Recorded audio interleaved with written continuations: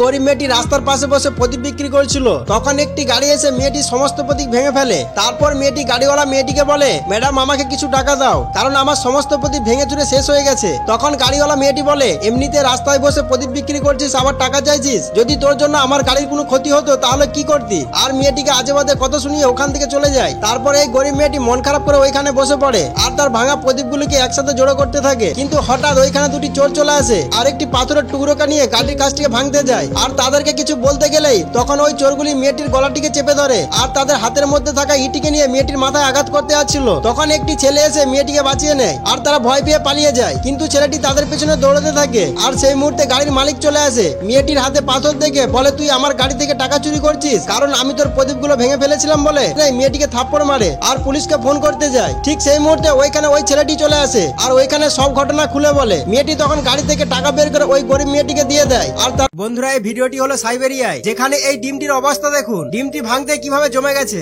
আর এখানে যদি কাপড়কে ধোয়ার পর বাইরে রাখা হয় তাহলে কাপড়টি একবারে বরফে জমে শক্ত হয়ে যায়। আর বন্ধুরা, এখানে তাপমাত্রা এতটাই কম যে যদি কোনো গরম ম্যাগিকে বাইরে রাখা হয় তাহলে কিছুক্ষণের মধ্যে এর অবস্থা আপনারা তো দেখতেই পাচ্ছেন। আর বন্ধুরা, এমনই কি যদি ফুটন্ত গরম পানিকে উপর দিকে ছুড়ে দেওয়া হয় তাহলে সঙ্গে সঙ্গে ওটা বরফে পরিণত হয়ে যায়। তো বন্ধুরা, আপনারা কি এরকম একটা জায়গাতে থাকতে চান? তাহলে কমেন্ট করে অবশ্যই জানান।